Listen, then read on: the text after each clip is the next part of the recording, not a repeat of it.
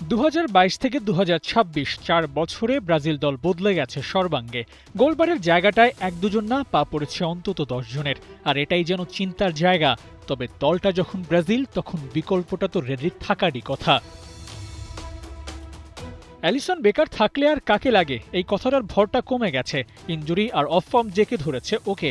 আগের মতো clean sheet ধরে রাখাটাও হচ্ছে না ঠিকই, তবে বাকিদের থেকে ওর পরিসংখ্যানটা সমৃদ্ধ। 2022 বিশ্বকাপের পর ব্রাজিলের জার্সিতে খেলেছেন 15 ম্যাচ, কনসিড করেছেন 11 গোল। মৌসুমের বড় একটা অংশ ইনজুর্ড থাকা অ্যালিসনের অল্টারনেটিভ যারা আছেন তাদের হালটাই বাকি। অ্যালিসনের ইমিডিয়েট কম্পিটিটর এডারসনের ব্রাজিল জার্সিতে সবশেষ 12 ম্যাচের পরিসংখ্যানটা খুব একটা ভালো না। প্রথম দুজনের অবস্থা যখন খানিকটা নাজুক, তখন প্রশ্ন আসে কার্লো আনচেলত্তির থার্ড চয়েসকে। আর সে জায়গায় নামটা আসতে পারে রোনালদোর দল আল নাসরে খেলা বেন্তোর। 13 ম্যাচে স্কোয়াডে ডাক পাওয়া, 6 বার গোলবার সামলানো। অভিজ্ঞতা বলতে খুব বেশি না হলেও অ্যালিসনদের দলে মানিয়ে নেওয়ার মতো অপশন তো বটেই।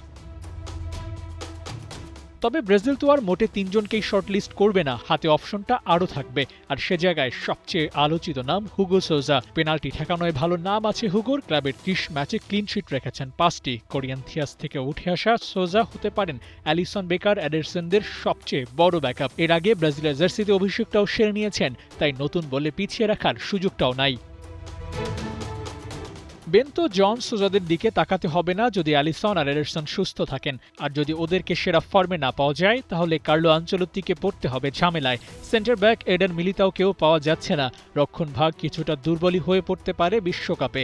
সেখানে যদি গোলবারটাতেও সেরাদের না দাঁড় করানো যায়, তাহলে ব্যাপারটা কঠিন হয়ে পড়বে ব্রাজিলের জন্য। এত সব ঝক্কি ঝামেলাকে সামনে নিয়ে বিশ্বকাপ দল সাজাতে হবে কার্লো আনচেলত্তিকে। হেক্সা মিশনটা কেমন যায় কে জানে। আবু নাইম, ৭১।